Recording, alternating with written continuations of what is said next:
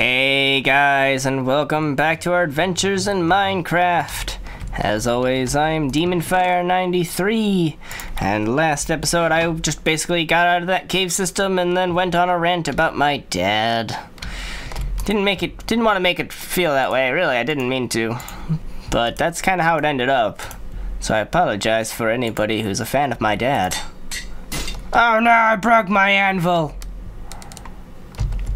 Why did I do that first? I needed to do some enchanting first. Damn it! Ah, hindsight's 2020. Oh well. Doing commentary screws up my thinking process sometimes. So, okay, we need to make another anvil then. Oh, that's not how many blocks we need. We only need 3. Thank you. And then that, and then that. Alright, so continuing our stories from vacation time. Yes, let's see, what is the rest of the vacation stories? There's a Souvenir Beach. That was fun. Let's see, we had after that whole beach fiasco thing, for most of the time that my sister and her boyfriend were there for the weekend, we just decided we were going to spend as much time at the beaches and at the chalet as we possibly could, which meant doing the fun things like, you know, we could have gone horseback riding, we didn't do that. We could have gone hiking, we did do that after a while. We did that on the last day, actually. We could have gone to Six Flags, we did do that, but that was during the week. So none of that was really done while my sister was here. Where are you going? Come back here. You can't just live. You are a zombie, and you are not allowed to live. Thank you. Die again. Oh my gosh, squid. So, after my sister and her boyfriend had left, during that time, we were trying to get all 3 dogs to swim. Now, the Cocker Spaniel, so for those who remember from last episode, there's a Cocker Spaniel, which is my sister's, who was there for the whole week. There is a Rat Terrier Sheltie mix, which was the one that is my sister's that was only there for the weekend. And then there's the German Shepherd Retriever Lab mix, which is my dog. So, hello, Cole. Whoa. We're doing some renovations here while I go on today's vacation stories. Hopefully it doesn't end like yesterday or last time's did with a rant. So, where was I? Yes, we spent the entire time in the lake that we had trying to teach the dogs how to swim. The Cocker Spaniel had already been on many vacations with us. We had a houseboat vacation a few years back, and we had brought him on that, and he was not very keen on swimming. That was his first swimming experience. He had a life vest, which was good, but he really clung to anyone who was in the water the moment that he touched the water. It was great to get him in and out because he had a handle on that vest of his, but other than that, it was kind of bad because none of the rest of us had vests, and he would cling to you, and he's not a big dog. He's only 30 pounds, a 30-pound Cocker Spaniel. So, I mean, he's a bit fat and heavy for, you know, swimming on your chest while you're trying to keep afloat. The reason why we are going to be expanding this is I want to make a rainbow sheep farm. I want more than just one of each color, and I need more room for that. I also want to make maybe some stables for some horses that are not Onyx, because Onyx gets his island, and maybe some other things. I don't know.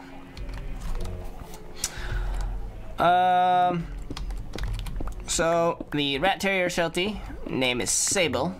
She did not like the water at all. My sister told me a story of when they had gone to a lake before, or maybe it was a river, I'm not sure, but they didn't have her on the leash, and she just saw this big open expanse of water.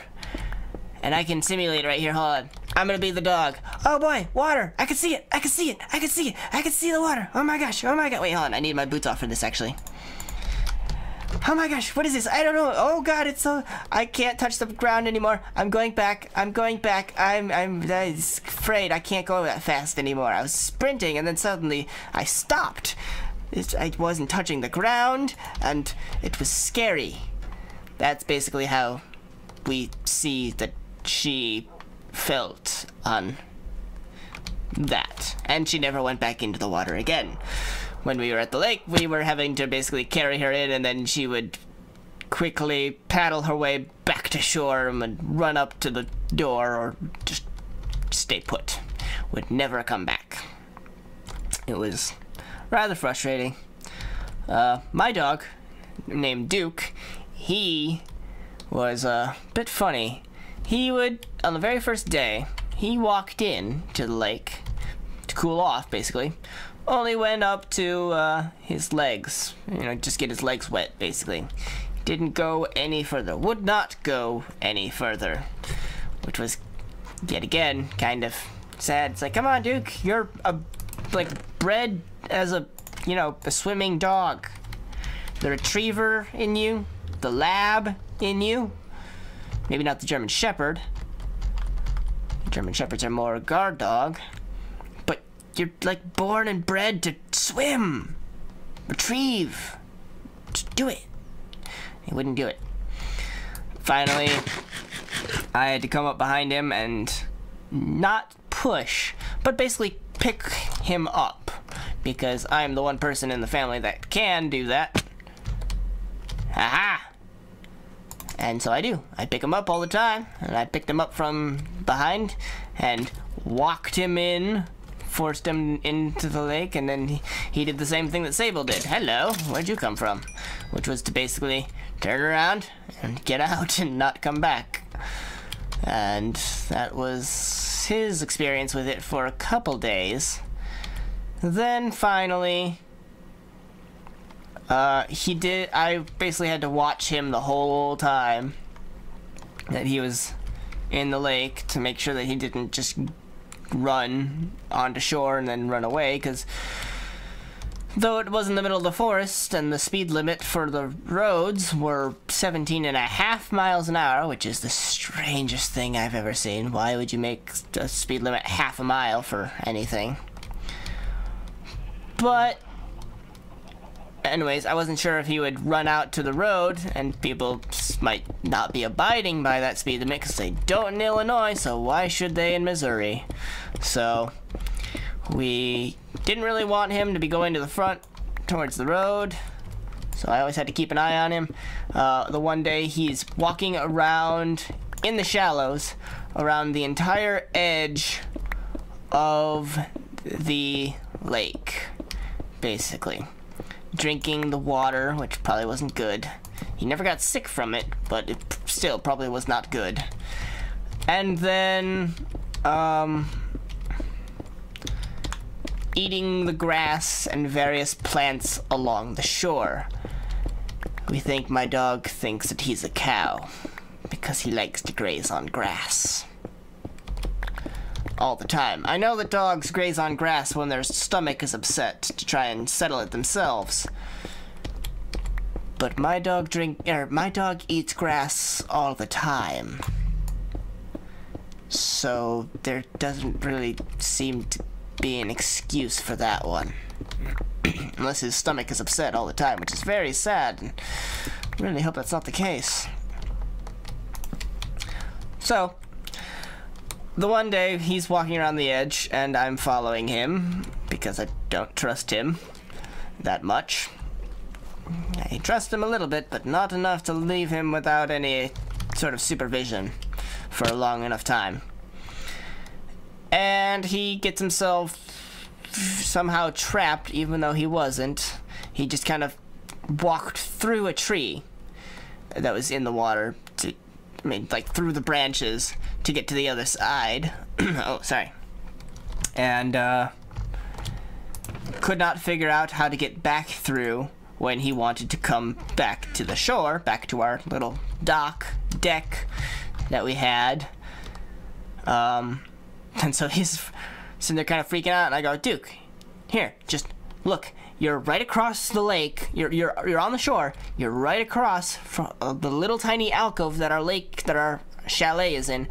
You're right across the alcove to the shore that you need to be on.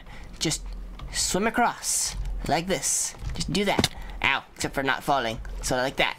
Just do that. Just swim across. And he's not listening to me, so I had to pick him up and push him towards it, and he starts swimming, and he does it. He swims right across. No problem. He's kind of freaking out a little bit, but no problem. And so the next day we try again. Try and get him to swim. 4, 5. Oops, that was the wrong one. My bad. Oh well. And he actually does swim around, and the moment that he goes in the water, or the moment that his feet don't touch and everything, all of the family is in the lake swimming around, and we're all around him, so he feels a little bit safer and swims, paddles around, doggy paddles around us, doing laps. He loves it. He wouldn't come out of the water for a good while until he got tired, and then he came back. And that was how he was for the rest of the vacation, was anytime he, well, no, I shouldn't say that. After that first day, for a good couple of days, anytime he would go in the water, he seems to have short-term memory, I said, because he would not go back to the part where he couldn't touch. He wouldn't do it on his own. But the moment that I came up behind him and gave him that little nudge into the deep part of the water where you are having to swim, he would remember, all right, this is fun, and he would swim. But I'd have to give him that nudge every time. It's like, go on, go swim. Oh yeah, I love swimming.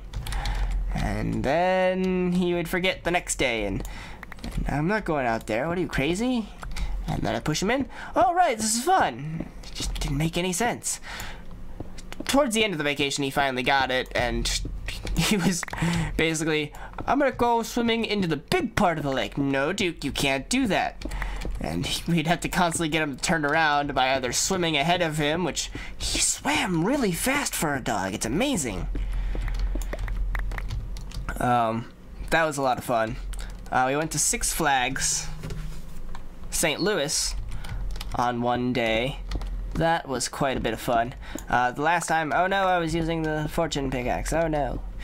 The last time I was in Six Flags St. Louis I was pretty young. And by pretty young, I mean like a teenager. Like 12 or you know, I was between 10 and like 15. So it was a number of years ago. And I went on most rides that they had there, except for 2 that I did go on this time, and those 2 were Mr. Freeze, which scared the, well, no, it didn't scare the hell out of me. I just was like, no, I'm not going on that, thank you very much. For those who don't know, the Mr. Freeze reverse blast from Six Flags St. Louis, it's a lot of fun. I will say that. When I first saw it when I was younger, I didn't think so. I was never gonna go on that thing because it shoots out of the tunnel going like 60 miles an hour and then does and it comes out of the tunnel backwards, just like this. So, you know, you're in your car, your little roller coaster cart thing, railroad track, whatchamacallit, I can't remember what they're called, but yeah, you're facing a wall that moves the car, or moves the track that your coaster is on to the center lane and then shoots you backwards at like 60 miles an hour into this dark tunnel. And it goes and it goes and it goes and it goes and it comes out. And then when it comes out, it immediately does a freaking loop and then another loop and crazy, crazy stuff and woo, woo, woo, woo, woo. And then shoots up straight in the air.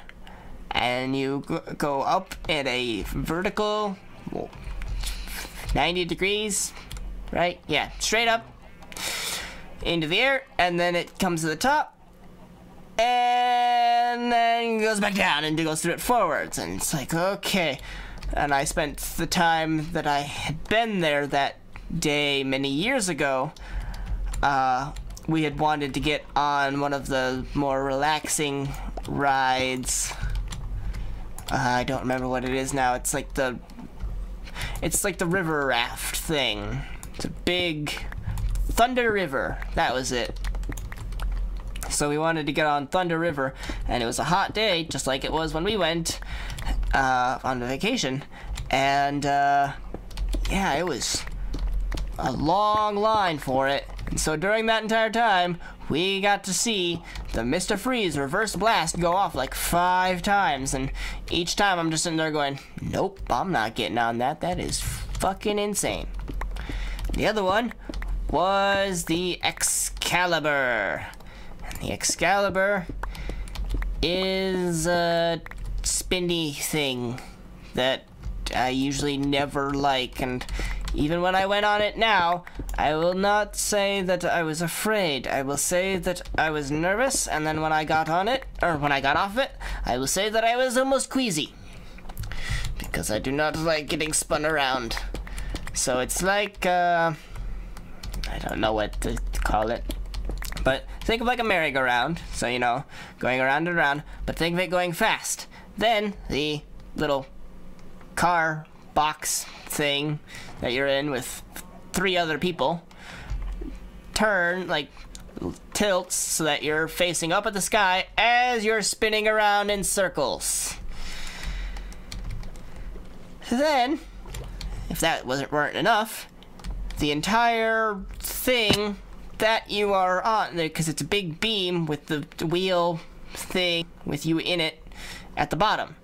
So as it goes, it starts to rotate. So now the wheel is spinning at a I don't know. It's like a Ferris wheel now, but going really, really fast, and you're not standing straight up. You're at an angle. Then it turns completely upside down. And you know, when we were trying to get my parents to ride on this one, my sister and I, the funny thing was we were sitting there going, come on, well here, we'll watch it. And we watched it, and right at the top, everybody's screaming at the top of their lungs. We're like, oh, well, maybe it's not that good. Everybody screamed. That's not a good sign. Everybody's terrified once they get to the top. Turns out, once we actually got on, my sister and I, my parents would not join us on this ride.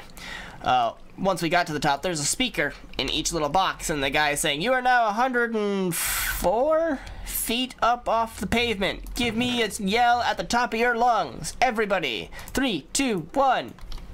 Everybody screams. That's not loud enough. I know you can do louder. 3, 2, 1. Everybody screams even louder. So that is why everybody was screaming. It's all a facade.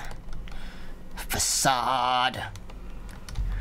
So, but yeah, once I got off that thing, I was like, okay, I can't go on any roller coasters for a little while, because if I do, I'm going to hurl, and it will not be fun.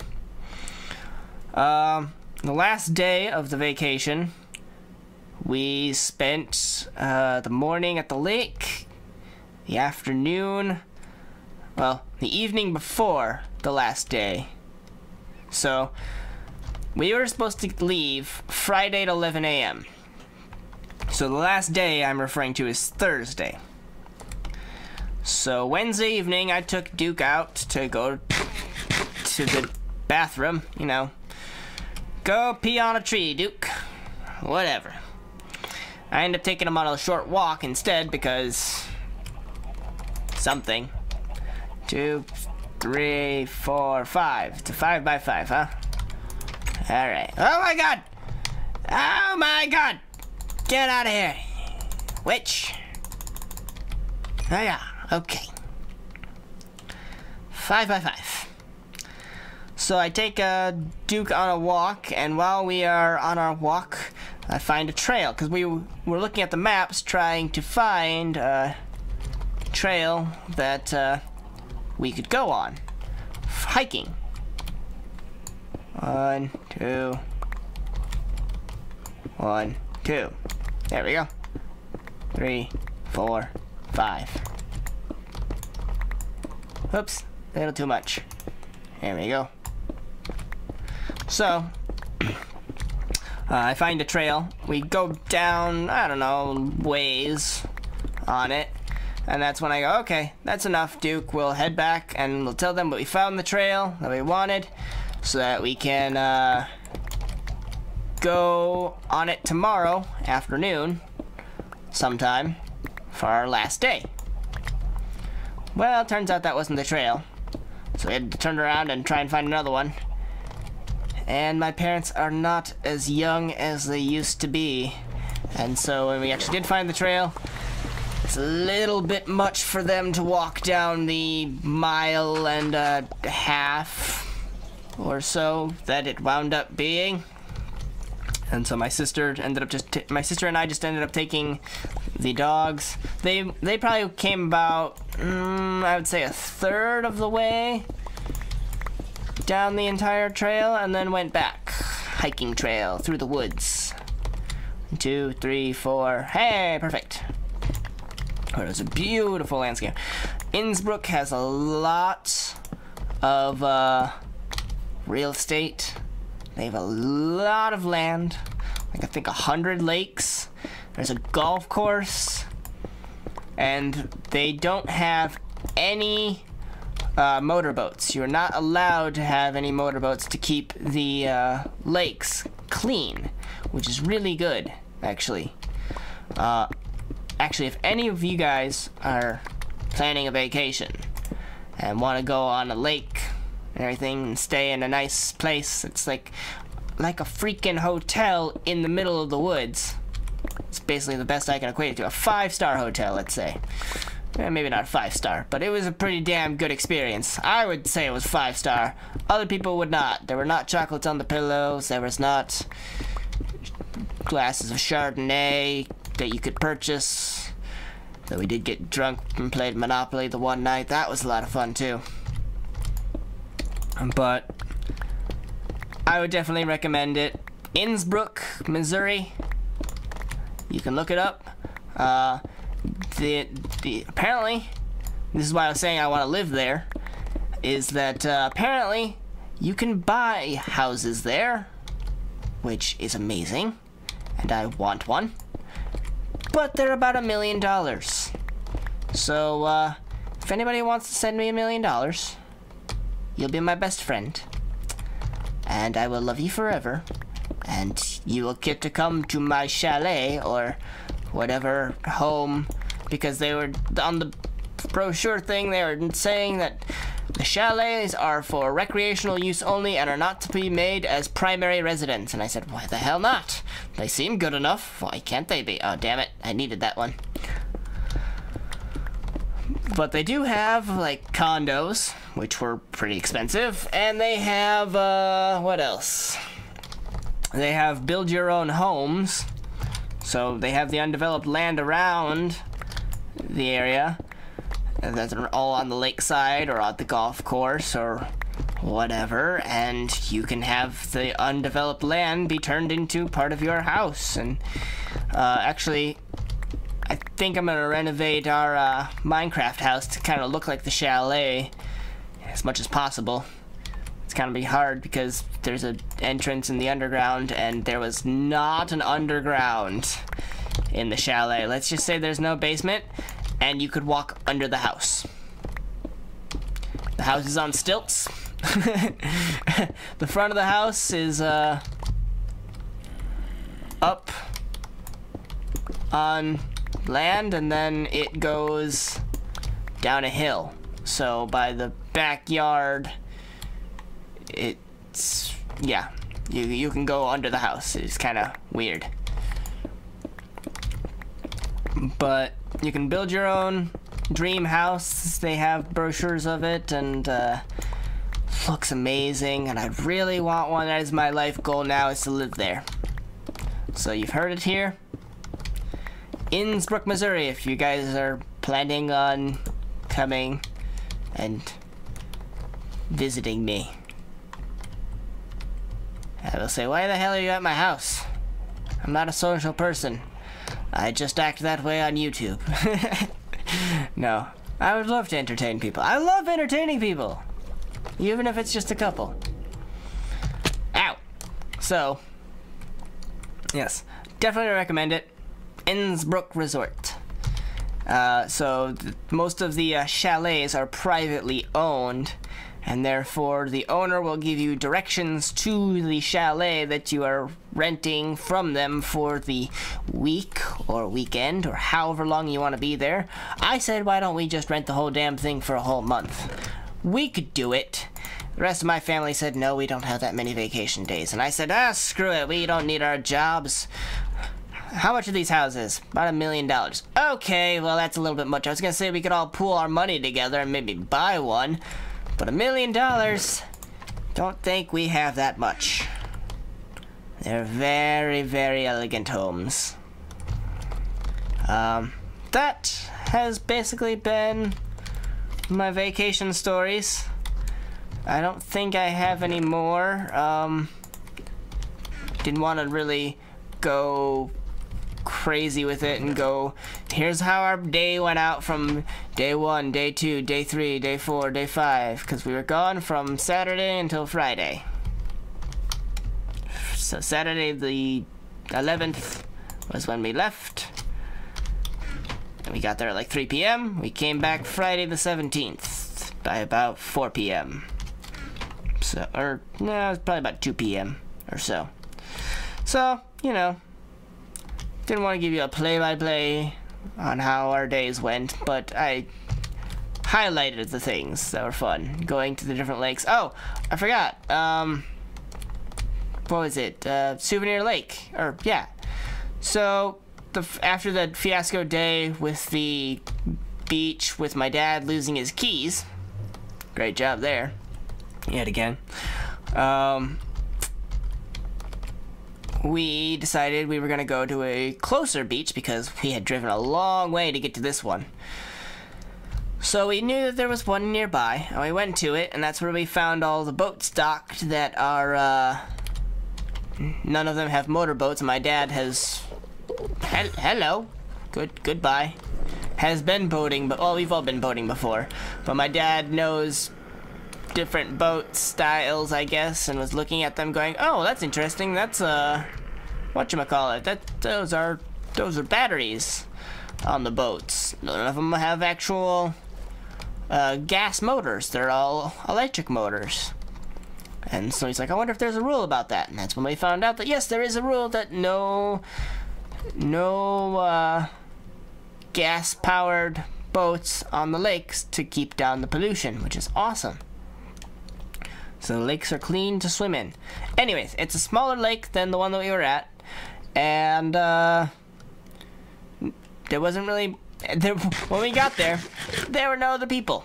We were the only 4 people at that time, because this was after my sister had already left with her boyfriend, so it's just the 2 of us, or 4 of us, and no pets allowed at these lakes. Only your private lake that you are living off of are you allowed to have your pet.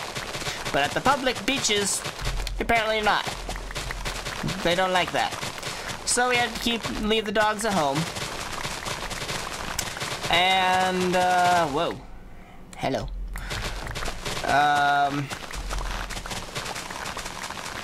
What else?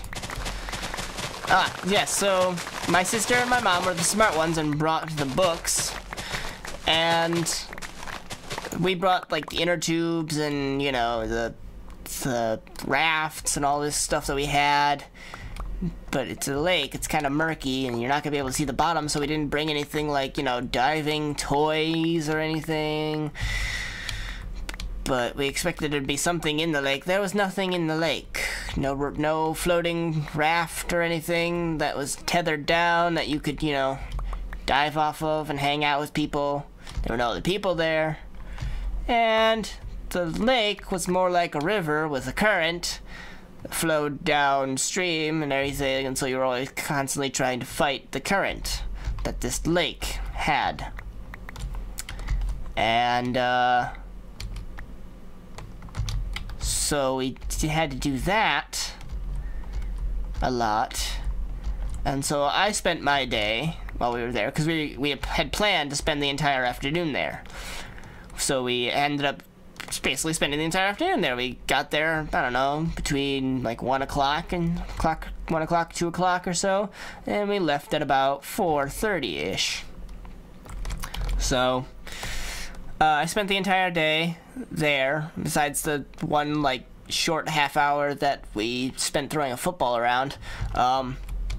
Spent the entire time diving for skipping stones. I'm 22 years old, and I've never really learned the proper method for skipping stones. I know the perfect look for a skipping stone, I know how they look, but I can't skip stones worth a damn. I get the one skip, well no, I don't get a skip, I get the sploosh of them landing in the water. That's all I get when I throw a stone. I can't skip it. I suck. So I tried to learn by going to the bottom of the lake, because at no point was it actually deep. It was all able to walk across from one end to the other and walk all the way down, pretty much. And I spent the day diving for those, so I have souvenirs for my friends of skipping stones that I can then say, here, I spent the entire day to find the perfect skipping stone for you. It's tailor-made for you. Don't tell anybody else that I'm giving a gift to that you got this, because I'm telling everybody else the exact same thing. No, I'm joking. I'm gonna give like one person an entire bag of skipping stones, I think. I also found a Gandalf staff. Yes, I am a nerd, and I found a long piece of wood that was the perfect height for a staff and looks exactly like the Gandalf staff. Gandalf's a gray staff. All I would have to do is find some sort of quartz or gemstone that I can put in the top. And I did bring it home. I have a giant 6 foot, I'm not sure how long it is exactly, but giant stick in my room. That's in a plastic bag right now because it was kind of dirty. And I got pictures of me with my staff saying, "You shall not pass." Gandalf the Grey! And that is my vacation stories. I think I've covered everything that was important. I'm gonna try and make my house a chalet next time we are playing Minecraft, maybe, if I remember to. But that'll do it for us today.